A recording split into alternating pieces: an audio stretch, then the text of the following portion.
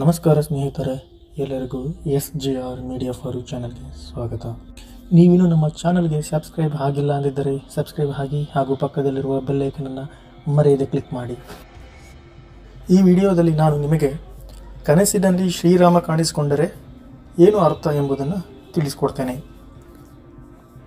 ಕನಸಿನಲ್ಲಿ ಕಾಣುವ ಸಂಗತಿಗಳು ಜೀವನದಲ್ಲಿ ನಡೆಯುವ ಘಟನೆಗಳ ಬಗ್ಗೆ ಸುಳಿವನ್ನು ನೀಡುತ್ತವೆ. ಅದೇ ರೀತಿ ನೀವು ಕನಸಿನಲ್ಲಿ ಭಗವಾನ್ ಶ್ರೀರಾಮನನ್ನು ನೋಡಿದರೆ ಅಥವಾ ರಾಮ ಮಂದಿರವನ್ನು ನೋಡಿದರೆ ಅದರ ಅರ್ಥ ಏನು ಎಂಬುದನ್ನು ನಾನು ಈ ವಿಡಿಯೋದಲ್ಲಿ ತಿಳಿಸ್ಕೊಡ್ತೇನೆ. ಈಗ ಸ್ವಪ್ನಶಾಸ್ತ್ರದ ಪ್ರಕಾರ ಓರ್ವ ವ್ಯಕ್ತಿಯ ಕನಸಿನಲ್ಲಿ ಭಗವಾನ್ ಶ್ರೀರಾಮನು ಕಾಣಿಸಿಕೊಂಡರೆ ಅದನ್ನು ಶುಭ ಸಂಕೇತ ಎಂದು ಪರಿಗಣಿಸಲಾಗುತ್ತೆ. ಅಂದರೆ ಆ ಕನಸನ್ನು ನೋಡಿದ ವ್ಯಕ್ತಿಯು ತನ್ನ ಜೀವನದ ಮುಂದಿನ ದಿನಗಳಲ್ಲಿ ಒಂದಿಷ್ಟು ಒಳ್ಳೆಯ ಸುದ್ದಿಗಳನ್ನು ಪಡೆದುಕೊಳ್ತಾನೆ. ನೀವು ಕೆಲವು ಸಮಸ್ಯೆಗಳೊಂದಿಗೆ ಹೋರಾಡುತ್ತಿದ್ದರೆ ನೀವು ಅದರಿಂದ ಪರಿಹಾರವನ್ನು ಪಡೆಯಲಿದ್ದೀರಿ ಎಂದು ಈ ಕನಸು ಸೂಚಿಸುತ್ತದೆ. ಇನ್ನು ಕನಸಿನಲ್ಲಿ ಭಗವಾನ್ ಶ್ರೀರಾಮನ ಮಂದಿರವನ್ನು ಅಂದರೆ ದೇವಸ್ಥಾನವನ್ನು ನೋಡಿದರೆ, ಶ್ರೀರಾಮನ ದೇವಸ್ಥಾನವನ್ನು ಕನಸಿನಲ್ಲಿ ನೋಡಿದರೆ ತುಂಬ ಮಂಗಳಕರ ಸಂಕೇತ ಎಂದು ಪರಿಗಣಿಸಲಾಗುತ್ತದೆ. ಇದರ ಅರ್ಥ ನಿಮ್ಮ ದುರಾದೃಷ್ಟವು ದೂರವಾಗಿ ಅದೃಷ್ಟವು ನಿಮ್ಮ ಕಡೆಗೆ ಒಲಿದು ಬರುತ್ತದೆ ಎಂದು ಅರ್ಥೈಸುತ್ತದೆ. ಅದಲ್ಲದೆ ನಿಮ್ಮ ಎಲ್ಲ ಯೋಜನೆಗಳು ಯಾವುದೇ ಸಂಶಯವಿಲ್ಲದೆ ಯಶಸ್ವಿಯಾಗುತ್ತದೆ.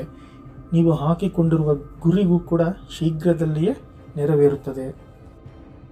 ಇನ್ನು ಕನಸಿನಲ್ಲಿ ಭಗವಾನ್ ಶ್ರೀರಾಮ ಹಾಗೂ ಹನುಮಂತ ಇಬ್ಬರು ಕೂಡ ದರ್ಶನ ನೀಡಿದರೆ, ಕನಸಿನಲ್ಲಿ ರಾಮನೊಂದಿಗೆ ಆಂಜನೇಯ ಸ್ವಾಮಿ ಕೂಡ ಕಾಣಿಸಿಕೊಂಡರೆ ಅದು ತುಂಬ ಅದೃಷ್ಟವಾದ ಸಂಕೇತ ಆಗಿದೆ. ಮುಂದಿನ ದಿನಗಳಲ್ಲಿ ನಿಮ್ಮೆಲ್ಲ ಒತ್ತಡಗಳಿಂದ ನೀವು ಮುಕ್ತಿ ಪಡ್ತೀರಾ, ಇದರಿಂದ ಆರ್ಥಿಕ ಲಾಭವು ಕೂಡ ಪಡಿತೀರಾ ಎಂದ ಅರ್ಥ.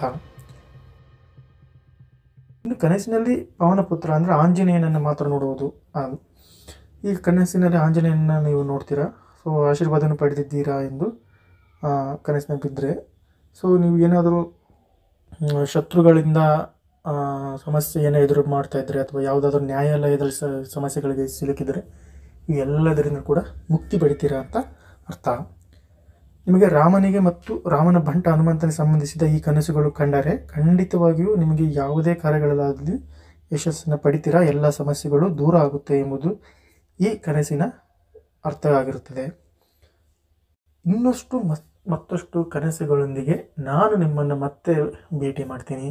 ಅದಕ್ಕೂ ಮೊದಲು ನೀವು ನಮ್ಮ ಚಾನಲ್ನ ಸಬ್ಸ್ಕ್ರೈಬ್ ಮಾಡಿಲ್ಲ ಅಂದಿದ್ದರೆ ಈ ಕೂಡಲೇ ಸಬ್ಸ್ಕ್ರೈಬ್ ಮಾಡಿ ಹಾಗೂ ಪಕ್ಕದಲ್ಲಿರುವ ಬೆಲ್ ಐಕನ್ ಮರೆಯದೆ ಕ್ಲಿಕ್ ಮಾಡಿ ಹಾಗೂ ಇತರರಿಗೂ ಈ ವಿಡಿಯೋಗಳನ್ನು ಶೇರ್ ಮಾಡಿ, ಲೈಕ್ ಮಾಡಿ. Thank you.